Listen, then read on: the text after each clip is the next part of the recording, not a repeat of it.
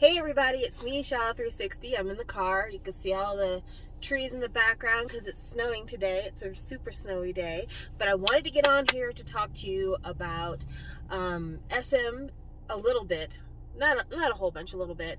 And Wonho. Okay, so let's get into it. First, I want to show you guys this.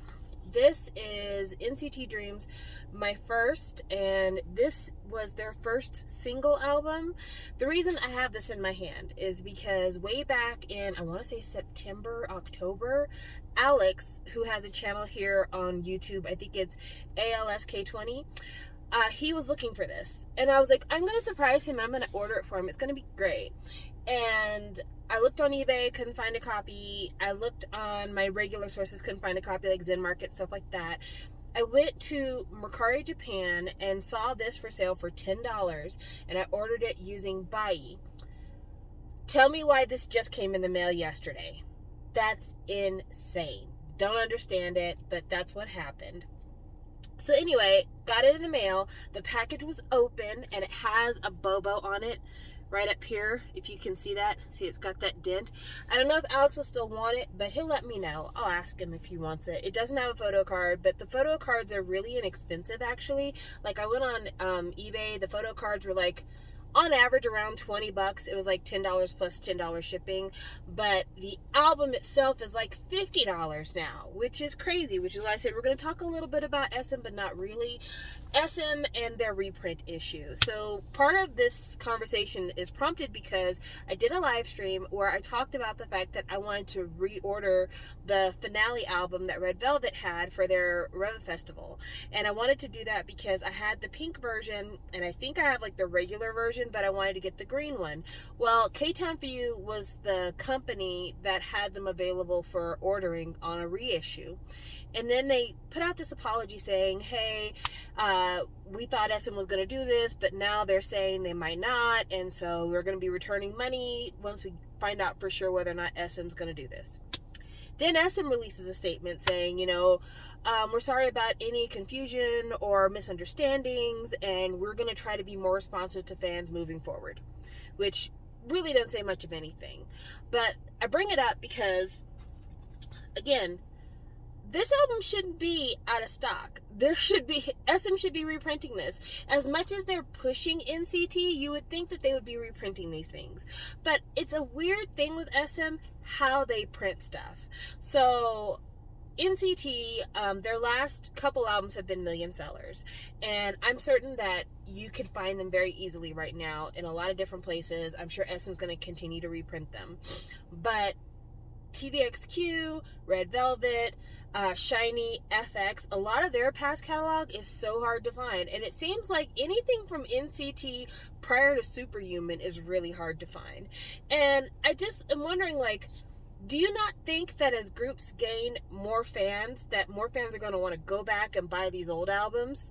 Do you not think that fans who exist might want to get stuff in their collection they couldn't afford before and make this stuff available? Now, I get that it costs a lot of money up front to print these albums, not knowing what numbers they're going to sell. But baby, if the album has sold out, at the very minimum, if you do a print run of maybe 5,000, you're probably going to sell them. Hell, if you had the opportunity to look at the numbers that K-Town For You had, they were selling reissued copies of some of these albums in the thousands. It wasn't the hundreds, in the thousands. If that doesn't tell SM that there's a market for that, I don't know what will. I don't understand why SM isn't reprinting these albums. I don't understand why SM isn't maybe taking this as a way to prop up their SM Global shop. Hear me out here. I can understand why SM might tell K-Town For You, eat my ass, you're not the exclusive provider of these reissued albums. But what if SM said, we will be the exclusive provider of these reissued albums, and they were the ones who decided to go ahead and do the reissue and only sell them on the Global shop? Yeah, it would suck because the Global shop is a sucky store, but it would make it to where there was something absolutely exclusive there that fans would really want to have. But I just don't get why they don't want money. What is it about money that you dislike, SM? Is it too green? Is it too pink? I know it comes in different colors in different countries. Is it because it crinkles? I mean, what is it about money that you can't stand? But that's neither here nor there. I just want to talk about that. Also, this thing was so tiny. It fit in my mailbox. It didn't even have to be like dropped off at my front door. It literally fit in my mailbox. It's so tiny. Next, I want to talk about Wonho. So I woke up this morning to be viciously attacked by a set of Wonho selfies of him laying in the bed, looking, for all intents and purposes, butt naked, but for a blanket across his crotch. And it was a post he posted to Instagram, and it was him, legs out, chest out, arms out, and it was nice, but it also made me kind of lose my breath for a minute. And so I posted on there like, can someone find me a personal injury attorney? But then I saw a couple of different Twitter messages where people said, and they were in regards to my comment, they were outside of my comment, said that they don't like the fact that people thirst after Wonho, and that people thirst after him but don't care about him as an artist. And to that, I think I have a very different perspective, possibly an unpopular perspective, but let me talk about it. You decide how you feel about my words. No one has to care. No one has to care. And it's a really mean sentiment to put out there in the universe, but it is a fact. No one has to care. All the time, you might be in the public and see a good-looking person, and your mind automatically says, oh, that person is good-looking.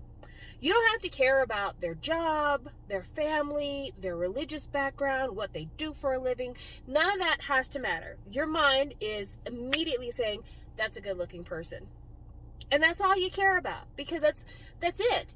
There's nothing about that person maybe that makes you want to go deeper. And that's what people on Twitter are doing with Wonho selfies. And Wonho knows that they're thirst trap selfies, because the title underneath was like, which one do you prefer? 1, 2, 3, 4, 5, 6, whatever. So, I mean, he does this on purpose. Yes, Wonho might be really cute. He might be really sensitive. He might be all these things. But he also made a real and deliberate choice to be half naked and take pictures of himself half naked and put them on the internet for anyone with internet access to look at. Anyone. So I feel like it's not the obligation of the viewer of those photos to be like, okay, but rather than thirst over him, can you tell me about his lyricism? Can you tell me about his music videos? Can you tell me if he's involved in philanthropy? No, because we do that to other people. It would be one thing if everyone else gets like a deep dive into like, oh, what's going on with them? Who are they? How can I... If that was happening with everyone but Wonho, then I would be like, yeah, that's not fair. People need to treat Wonho like a person. I mean, they still do need to treat him like a person. Don't get me wrong. But there's so many people on the internet that are a part of Thirsty Thursdays and Man Crush Mondays and Woman Crush Wednesdays. And we don't tell people, how dare you do that? You need to be concerned about what they're doing for humanity. We don't do that. So I don't see how Wonho would be excluded from that same worldview.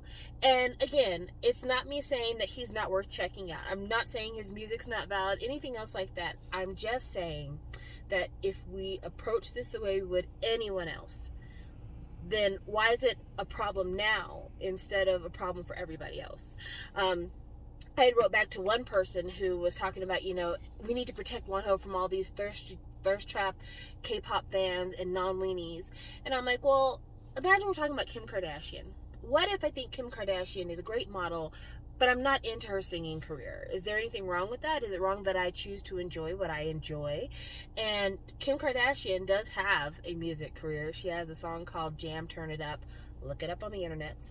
But yeah, I mean, people like what they like, and there's nothing wrong with liking what you like. Granted, it is very uncomfortable when people leave comments like, you can do this act to this set of genitals. Like, that's not fun. That's not fun. And, people can sometimes take it a little bit too far, but they do that with everybody. It's an internet thing.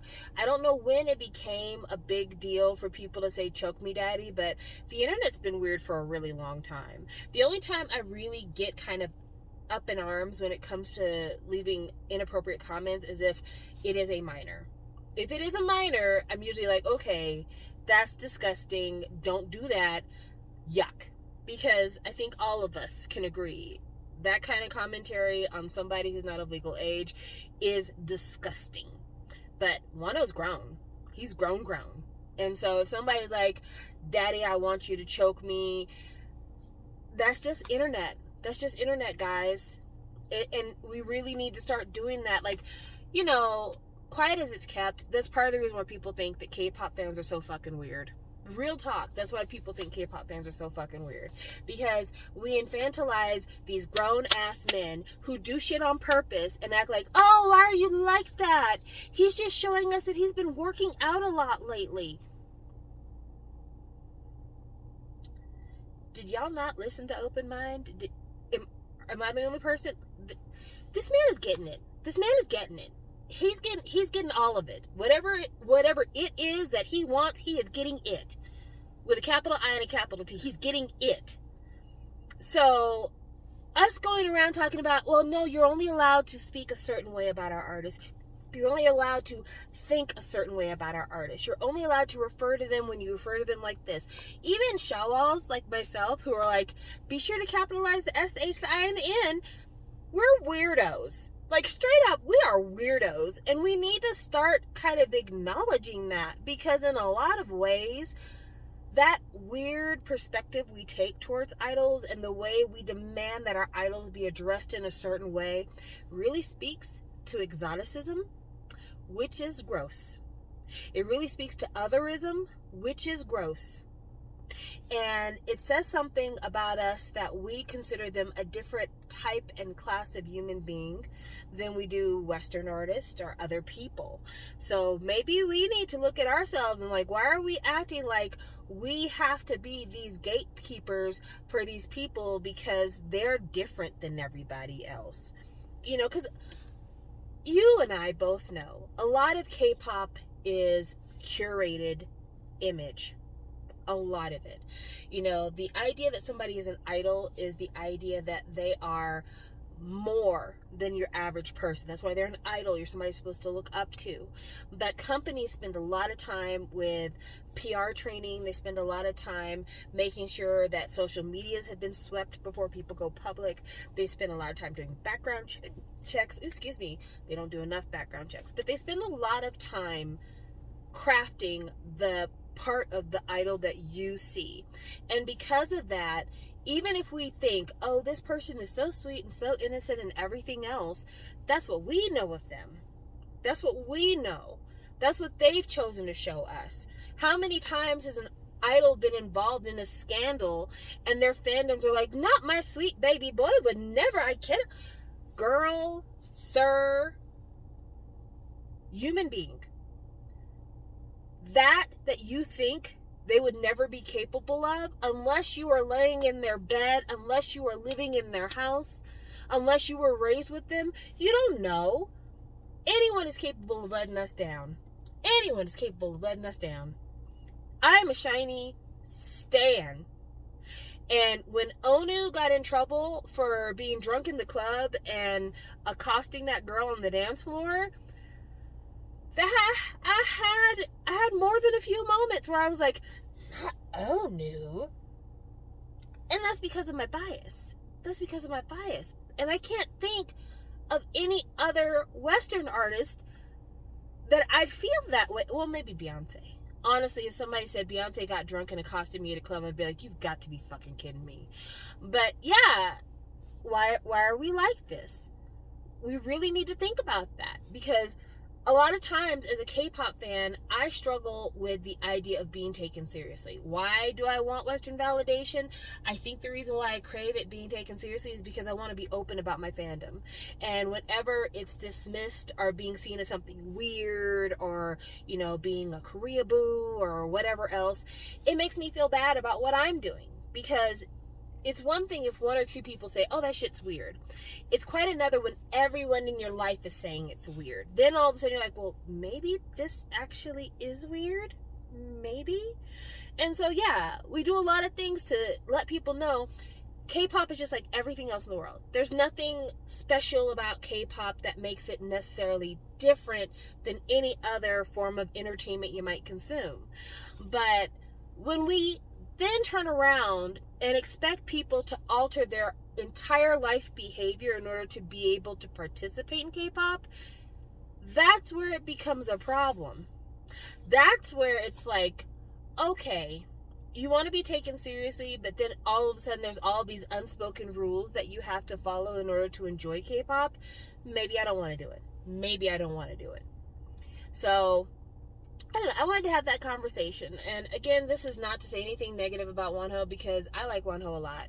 I enjoy looking at him. I enjoy the sound of his voice. But I also think that Wonho is a man just like every other man out there. And I don't put anything past him. I don't put anything above or below him. And I think that if you're going to release a thirst trapping photo like the one he released, expect people to thirst. My gosh, is that hard? Is that unreasonable? Anyway, thank you guys for watching. I'll talk with you guys later. Bye.